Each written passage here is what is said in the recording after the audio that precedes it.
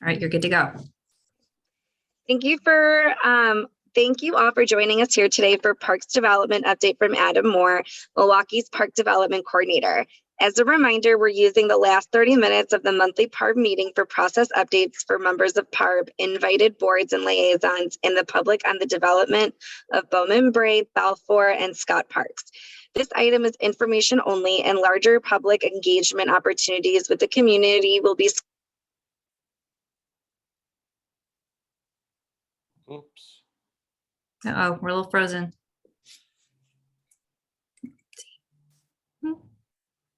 Pause. Hold on one second.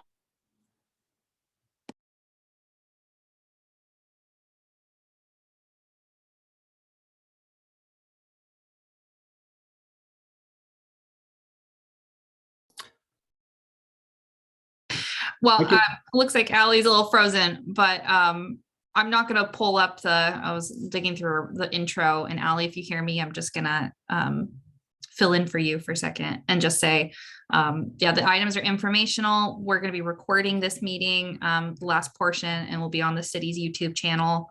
We'll be inviting members from the community to ask questions, as well as representatives from community boards, commissions, and advisory groups.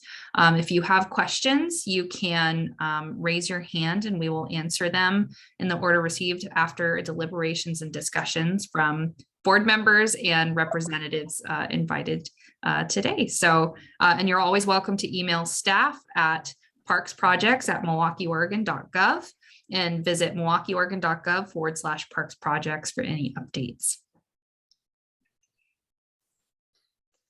Are we good? Take it away, Adam. Okay, thank you. Adam Moore, Parks Development Coordinator here at the City of Milwaukee. First and foremost, I want to say hi to Lisa Gunyon-Ranker. Lisa has been identified by the Ardenwald Neighborhood Association. She's going to be our point of contact with the NDA there. You might know Lisa from her years of service on PARB. She is also involved with the Milwaukee Parks Foundation. Kate from Lake Road Neighborhood Association is not here this evening, but Rich who's currently the president of Historic Milwaukee, will be interfacing with us on this project until Historic Milwaukee NDA picks a liaison or representative for this project. So welcome, Lisa. Happy to have you. As I've said in previous meetings, this is not where we're making news a whole lot, but where we're really talking about the news. And I kind of give some updates. So jumping into some questions that I've received over the last month at Bowman Brae Park. Many of you are aware there is a strip of private property, 12 feet by 84 feet, that is privately owned. That continues to be privately owned. There is now a fence there. We're asking members of the public to please respect everyone's private property rights and enter Bowman Brae Park from Bowman Street. Also, in order to help people understand where public and private property exists around Bowman Brae Park, I have been working with city, sending some updates to Google through Google Maps. So if you were to go to Google Maps last week, you would have seen that it looks like Bowman Street goes all the way down towards the creek, and that Brae Street goes all the way up along the east side of the park. That's not true. Those are actually private driveways. Google also showed a connection from Bowman Street over to Where Else Road. That does not exist, and it did not actually go through city property entirely there. So Google has removed that from the maps. You might also notice if you Google Bowman Brae Park that a really interesting photo of a footbridge across the creek comes up. That is not the park. That is not on public property. And so I have been reporting that to Google, as have other people. It is still there, unfortunately. So maybe if we have some keyboard volunteers, they want to help us out and report to Google that that is not the park, just as a friendly reminder there. I want to talk a little bit about timeline, because I get lots of questions about timeline. I think it's appropriate just to mention where we're at. So for Scott Park, which is a unique timeline because it does not currently have a master plan, We will be doing an open house on May 1st, Sunday, May 1st, the morning of. I will talk more about that in a second. And then in July, we'll be doing another meeting or workshop. In October, we'll be doing another meeting and workshop. In November, I will present the final plans to all of you in the community. And then on December 6th, we will go to City Council for deliberations and hopefully approval. Bowman Brae Park will both have separate meetings and separate events, but their timelines kind of fit together. So I'm going to talk about those at the same time just to save time. But we will see having the first public meetings, perhaps an open house as well, should people want to see that for Bowman and Brae Park. Those will happen in probably July. Then again, we'll do public meetings in October, a presentation of the final plans in November, and bring those to City Council in December. We will be doing online surveys through Engage Milwaukie. You are all encouraged to go to Engage Milwaukie and sign up there. The pages for these park projects aren't live. Each park will get its own page. If you're signed up on Engage Milwaukie, you'll get an email saying that these projects are live there. But you can subscribe to those to follow along, and you'll get a notification when those surveys and other photos and documents and all sorts of fun things are added to Engage Milwaukie for that. We'll also be doing some pop-up engagement that includes like the farmers market, but we're open to a lot of different suggestions. So if you have suggestions for that, send me an email at parkprojects@milwaukieoregon.gov, and I will come with a little table and a laptop and probably some documents and talk to people about parks. Of course, if you are from a neighborhood board or another commission, I'd be happy to come talk to you as time allows. But we have liaisons here to interface with this project, just because while I like to go to meetings, I can't go to all of them. And then just final update on timeline. So we hope to have these plans approved in December. We'll then jump right into final design, go to Planning Commission and permitting. We see all that process ending in the summer of 2023, and we hope to start construction in the fall of 23 and cut the ribbons in October of 2024. Whew. I gotta slide my notes down 1 second here. Okay, so we mentioned it a little bit in the previous portion of the meeting, but I want to say thank you to Allie and Martine and Virginia, who's not with us tonight. The three of them joined Corey Hester and Anessa Turbulitsky. I don't think I said her name right, but I think it's pretty close. Sorry, Anessa. Corey and Anessa are with the Equity Steering Committee, and they joined John Hennington, the city's equity manager, Natalie Rogers, and I, and our consultants from Greenworks, JLA, and EZO to discuss equity and how it relates to this project, and where there are opportunities for us to engage with the community, where we can collaborate with the community, and where they are involved and what that means, and come up with, most importantly, strategies how to involve new people into this project. That is baked right into the grant application. And we always talk about equity and our engagement as being the center of this project. So Martine and Allie, if you want to maybe think about a few thoughts that you want to share from that we haven't already, we can do that at the end of this update. But I will give a more formal talk about this along with the public involvement plan when that becomes available. I do want to just share for everyone that a lot of the things that came up in that meeting we had already been considering, but there was also some new things that we brought up at that meeting. We took that information very seriously, and we've actually changed our calendar a little bit, and we've moved some things around. And that's what led us from going from a evening kind of presentation at Scott Park. We've took your feedback on how to involve new people into the process, and we've turned that first event for this project into that May 1st open house, which I'll talk about in a second.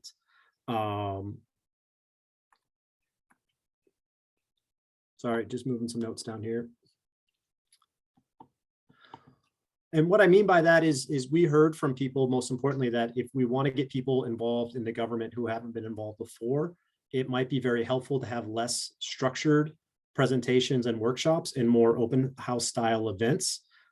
These events would have like drop-in stations where you can have less formal conversations with individuals. It might be an opportunity to interface with other organizations and other groups. We could have family and funner activities going on at the same time. That would alleviate the need for having childcare. One of the things that we did here, though, is that if we are going to have more structured events and presentations and workshops, that we need to be thinking about the barriers that prevent people from going. So things like transportation, making sure that we're providing food, making sure that we're providing childcare, making sure that we have kid activities going on during these meetings is very important to making sure that people can attend. We also heard from people that while people are more comfortable having meetings, it might be important to make sure that we have a hybrid option for people to attend virtually, or move the meetings outdoors where people might feel more comfortable.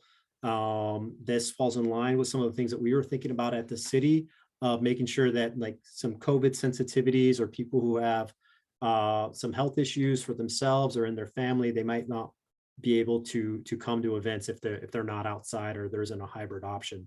So we're looking into all of that. And this open house that we're doing in May will be outdoors right at the park.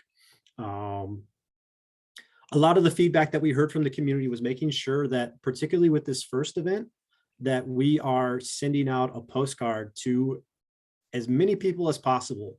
So we've decided that we are going to send out a postcard ahead of this April or May 1st event. The postcard will go to every address in the city and as the zip code. And then we will also pick out some mail carrier routes that covers the UGMA.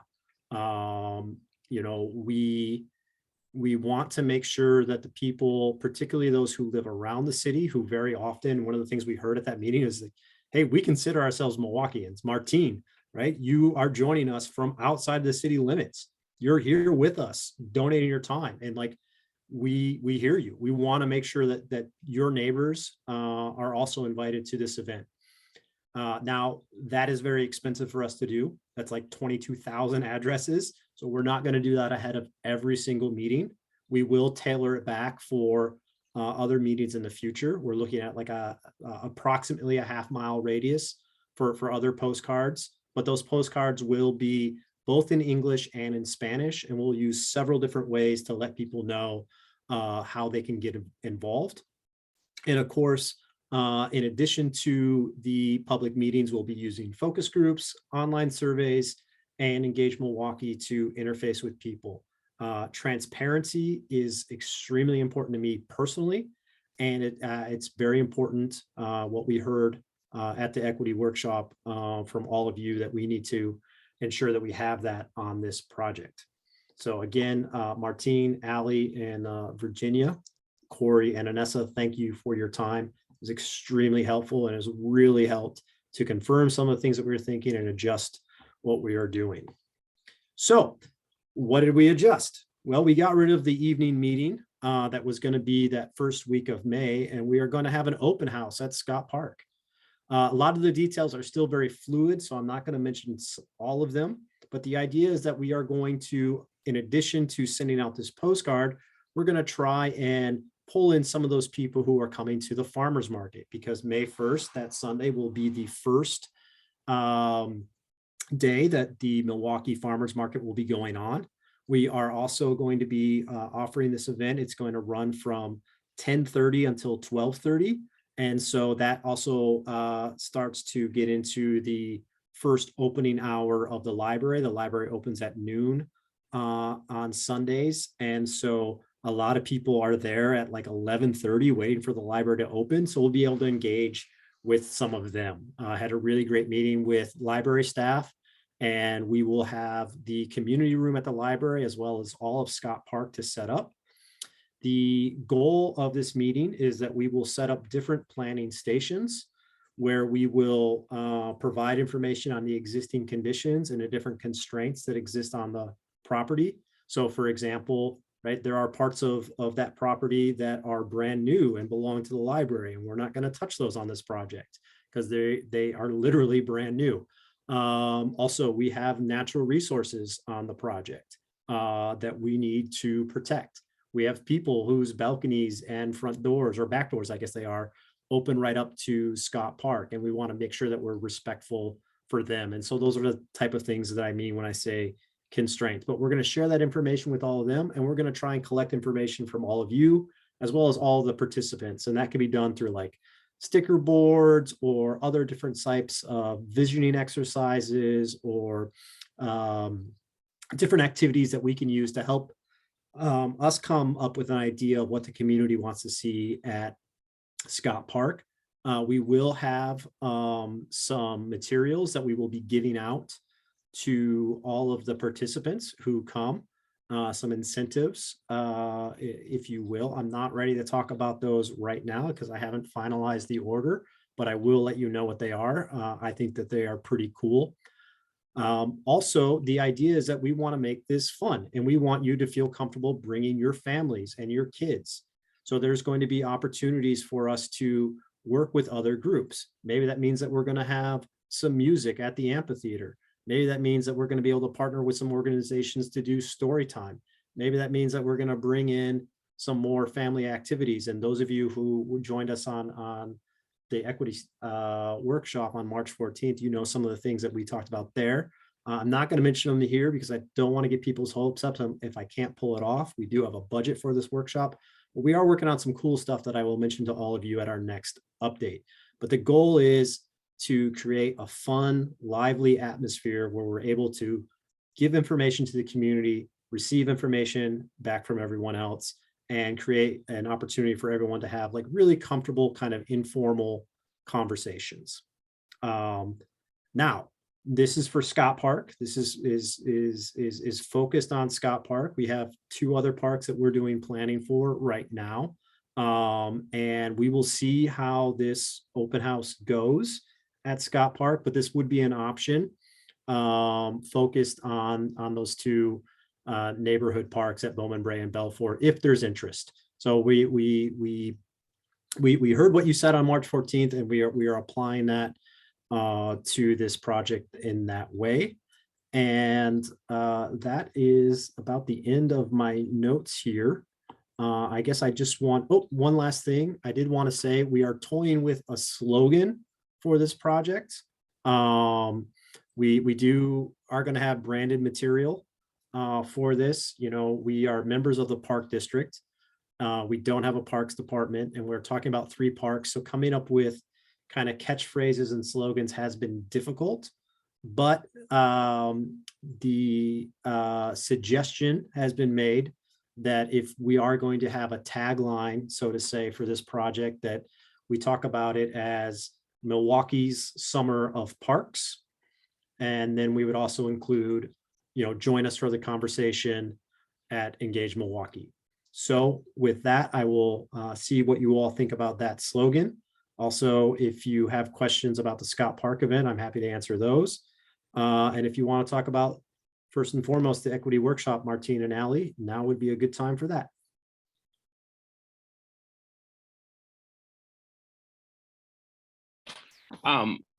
Adam, I would just like to say much appreciation, you know, for the whole team. As definitely, you know, it means a lot to kind of hear how quick. And I know you talked about, we had some conversations before about some of the things that we discussed and went kind of talked more about, but definitely much appreciation for how quick that turnaround is, like the immediate suggestions, how they were taken and considerate, and kind of the whole team that was there, lots and lots of appreciation, because the feedback that came out was authentic, was coming from our community members, which is the most important. So much appreciation to the whole team. Yeah, just to add on to what Martine was saying, I really enjoyed being part of that conversation, and definitely had a lot of ideas in terms of how we could take some of the participation initiatives in that conversation and how we could, incorporate that more into PARB, because it definitely made me think about what we're doing and how so closely aligned it is with, the parks design coming in, and how can we get our participation up as well. So I really liked the crossover. And I enjoyed being part of the conversation. I felt like our ideas were really listened to, that, I felt valued and appreciated. And I am happy to hear that some of the ideas are already being implemented. As we mentioned earlier, things tend to go a little slow. So to hear you guys already taking what we're saying and putting it in action, that's really awesome. I really appreciate that. Yeah, you're welcome. And I would just say, the things that we put into this public involvement plan, we are really looking for PARB and the Equity Steering Committee and our residents to hold us accountable for that. We think that that's really important. It's really important to me personally. And I would say that those of you who didn't join us on March 14th, that doesn't mean that this conversation is ending.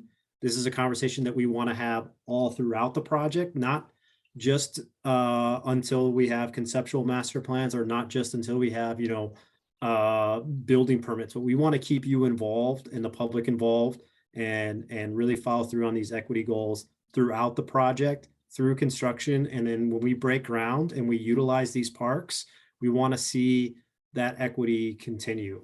That is something that we have heard on March 14th, and we've heard from all of you who weren't able to join us on March 14th. Now I went through it pretty quickly. Does anyone, I guess before I say that, does anyone have anything else to add about the equity workshop? So I went through it really quickly. On Sunday, May 1st, from 10:30 until 12:30, we will be at Scott Park.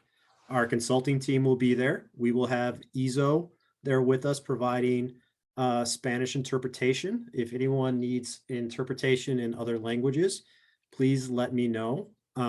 Please let us know at the city, and we will provide that. The postcards that we send out will be in both English and Spanish, and the information that we provide and collect can be done in both English and Spanish as well.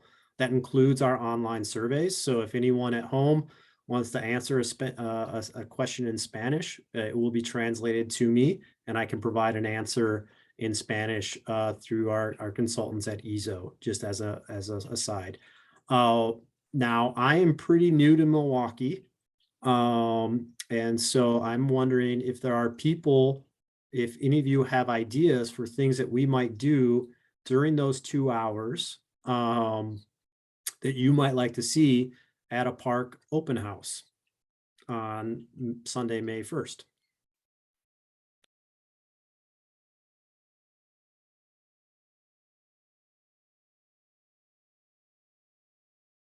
I had 2 questions about other stuff, if that's okay. And if this isn't the time, let me know when is. If there's no questions about the first, now's a really great time for questions. Well, it is actually about the first, but not about that specific part of the first. So my question is, when I heard that it was Sunday mornings, my first thought was church. And I don't actually go to church, but I know that a lot of people do. So anybody going to church this time, especially the first part of it, would be really problematic. I think some people that go to church might be able to make it by like 11:30 or 12. But I don't really know how long church usually goes. So I don't know what percentage of Milwaukie goes to church, but I imagine it's a big enough number that it wouldn't make sense to completely exclude them. So I guess I know it's kind of already an event in the works, but I feel like it's very important to not specifically exclude that group and maybe move it just to the afternoon, like 12:30 to 2:30 or something like that. Yeah, I think that's really important, and we will definitely discuss that offline with everyone. Just when I say open house, this will not be a meeting with an agenda. This will be a series of activities that you participate in that are very short. So if you can't arrive until 11:30 or 12, you're not going to miss out on everything. You're going to be able to participate the same way as everyone else. But I do hear you on that. And we should have thought of that, and we will think about that. Nothing has gone out in the mail yet, and nothing is really set in stone. So thank you for that. Was that your only question? No, actually. Oh, Sorry, real quick. I was just gonna ask if it was just gonna be a one-time only event. I think, even weekday events are sometimes nice for the community to work around schedules. So looking creatively at different hours and times of day. If I don't know if it's a one-time only situation or see how the first one goes and then maybe consider others, but that would be, I just selfishly would love to go, and that's some days are nap times. So, but Yeah. just curious if that was something you guys are considering as well. So we had, we thought about this, and we know that evening meetings are often very difficult for people, that not everyone is available in the evenings, and there are a lot of other meetings. And so we thought that it might be easier for people to attend if we held something on the weekend. We know that the farmers market is very, very popular, and there are a lot of people that go to the farmers market, particularly the first one of the year. And so that is why we chose to do this. This is a one-time thing. Now we will be able to collect information from people online at Engage Milwaukie. But there will be other opportunities for public meetings in July and October, and then discussions in November, and then city council in December. So there's lots of different ways to interface with us. Right now, we're just trying to communicate to people what the existing site looks like, what the constrictions are, and then start to get some ideas of what people think we should be putting in there. And that's going to help inform us as to what kind of options we should be looking at in the summer and the fall. Perfect. I like the multiple channels of how to participate, and just kind of engaging that way is always helpful. I was just curious if it is one time, if there's other opportunities, and it sounds like there are. We're going to be talking about this for a whole year. And I think what we'll maybe do is we have the ability through Engage Milwaukie to put out like quick polls. And so I think what we'll do is we will put out like a quick poll after the event to get some feedback on it, and then also to see when people think the future meeting should be, if we should be kind of maybe more traditional in doing them during the weekday and the evenings, and kind of what format they'd like to see there. So we'll put that out there for the summer and the fall meetings. Hi, Martin. Question, does the creek that runs by the library and into Scott Park, that does go into Scott Park, correct?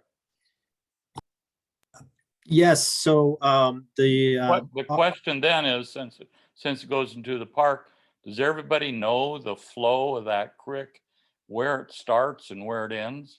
Those are some of the things that we will be talking about at the meeting. But yeah, we can kind of discuss that. But the project boundary is the bank. So we are only focused on working on the land in this project. We looked into the possibility of doing some restoration of the creek, which in some places is daylit, in other places it's in pipes going underneath roads and underneath parking lots and things like that. But that was just kind of out of the scope of this project. And did I answer your question, Gary? Not really. I was just wondering if people knew where the creek went that runs there. That's all. And then Martin, your hands up.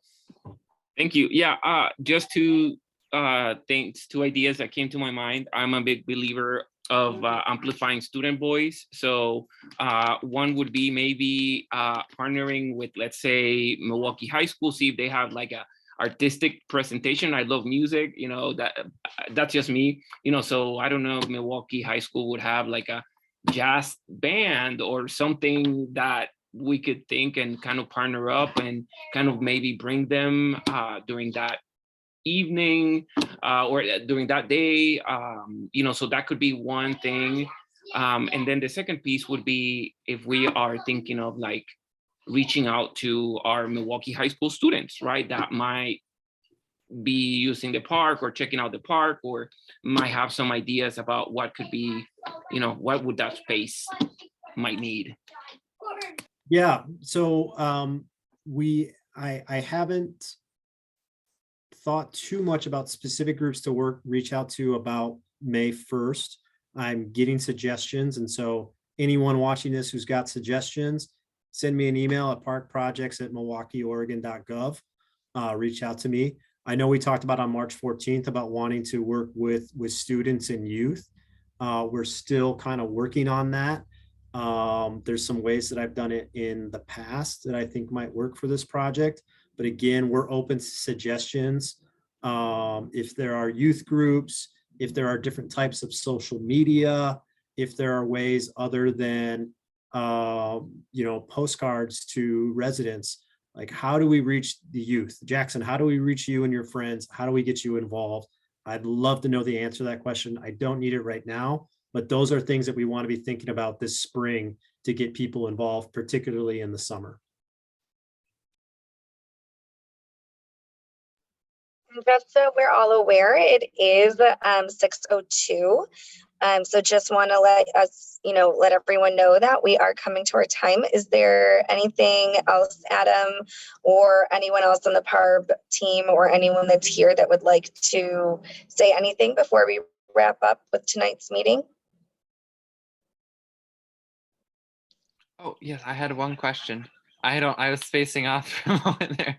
I'm curious, for all the events we're planning, what are the COVID measures, all of them going to be? Like I hear outdoors, but is there anything else? I don't think that they will all be outdoors. We did hear though that right now, if we could do something outdoors, we will. Now, I should say that part of this event will be in the community room of the library. The library won't be open, but we will have access to the community room and the lobby of the library, so we can utilize those bathrooms. That will give us a fallback plan if it rains very hard. And then it means that we don't have to rent a porta potty for this event, which saves us on cost. Right now, we do not have any COVID restrictions. We certainly would welcome anyone who feels as though they need to wear a mask, particularly indoors or outdoors. But right now, the city does not have any restrictions, and we are following the guidelines of the state and the CDC, which have removed all of the mandates. So I think right now it's what we heard, particularly on March 14th, and from most of other people, is that like, hey, if this first event could be outside, that would be great. And we really like doing park planning in parks because we can actually say, instead of saying like, hey, do you know that one spot over, you know, on the west corner? And then somebody's like, well, I don't know which way is west. You know, we can actually say like, hey, right over there, that would be a great place to put a playground, wouldn't it? Or like, hey, maybe we should move this picnic table over here. So it just kind of worked out really well that instead of waiting until like July to do an open house or something in the park, that we move it to May. And so we will be paying really close attention to what the state and the CDC say about COVID, and try and keep our pulse on the community. I would say if anyone's watching this and has some suggestions on how we navigate the current COVID things and any considerations we should be making, just shoot me an email, because that is something that we are really curious about.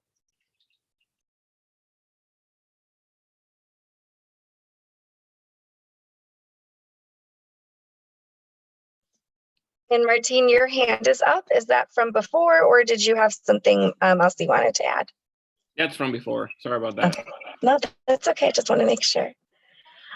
All right. So are there anything else? Any last things you want to say? Okay, so with that, are we ready to go ahead and end our meeting? Great. So do I have a motion? Can someone please make a motion to end our meeting? I motion to end the meeting. Do I hear a second? Second. Great. All those in favor? Aye. Aye. Hi. Yay. Well, thank you, everyone. It was great seeing you all. And thank you so much, Adam, for your update. It was awesome. I'm really excited for this project, and I'm really excited to be working with you and hearing more about the process. It's going to be, I think this is a really, really fun time to be on PARB with all of the different parks and opportunities that we're going to have to kind of leave our legacy and work with everyone to get everyone's voices heard. So thank you to everyone who came tonight. We really enjoyed it, and we will see you next time. Thank you, everybody. Thanks.